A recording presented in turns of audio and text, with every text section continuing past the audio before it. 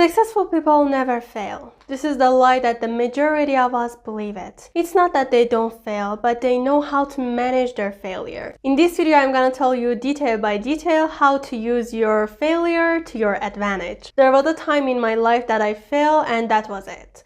I wouldn't try again no matter how big or small my goal was. For example, if I wanted to do workout for every day and I'd missed a day, I would totally quit. But now I'm completely different. Last year, I failed my YouTube channel, but as you can see, I'm trying again to build my success in my dream job. Now, let me explain what I've learned from successful people and what I exactly do step by step. After you fail, you might be disappointed or upset, and it is the time that negative thoughts come to your mind more often and easier. In this situation, it's better to take a break and rest a little, and it is the time that you should take a better care of yourself. If you don't, it gets harder for you to try again or even try a different thing. It's like trying to drive a car without it having fuel to start. But you should be careful to use this time to organize your thoughts and try to get motivated again, not trying to escape the reality and your failure. For example, when I failed my first channel, I took some days off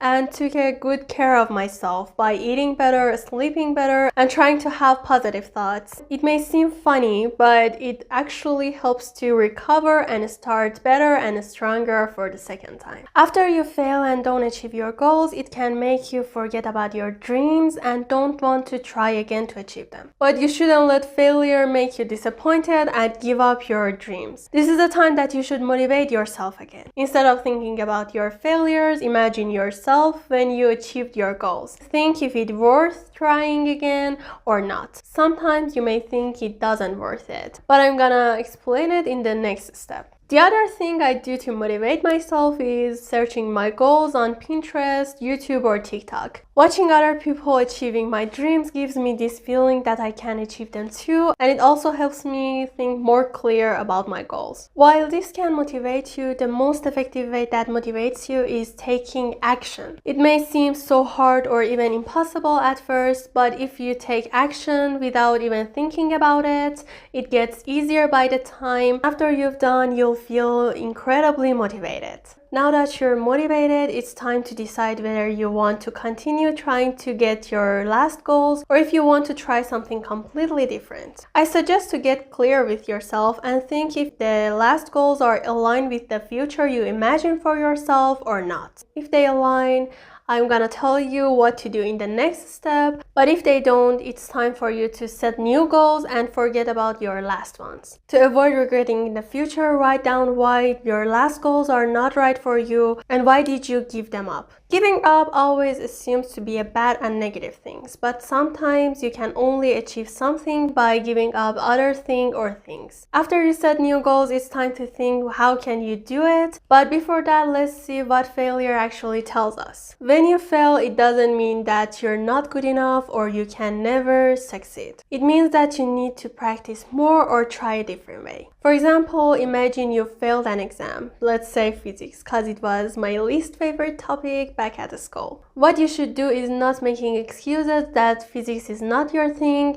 or you don't like it or etc. You should study more, ask people for help, or try a different method of studying. That was exactly what I did at senior high school, and at the end, my result was amazing. However, it may not work for every situation. What should we do then? Now it's time to analyze why did you fail. For this, you should look back and specify what did you do detail by detail. You can understand what did you do right and what did you do wrong. But if it was too hard, get help from experts or from internet.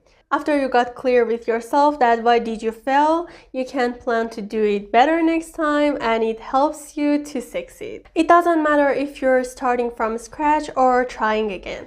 The most important thing that can make you fail or succeed is your strategy. If you put your best effort and time but your strategy not be good enough, or you don't have a strategy at all, you can't become successful, and if you get succeed, you can't keep it for a long time. But don't get scared by word strategy. Let me explain a good strategy that I still use. Back to my goal for doing workout. Since last year, my strategy is to do workout every day, but if I miss some days, I start again and don't think about the days I'd lost. But how can you make a good strategy? In last step, you found out about what have you done wrong and what have you done right. And in this step, your strategy would be a combination of what you've already done in a right way and what you should do instead of what you've done wrong. One of the best ways is looking what successful people's strategy is for your specific goals and try to do what they've done. Cause they already show that their strategy works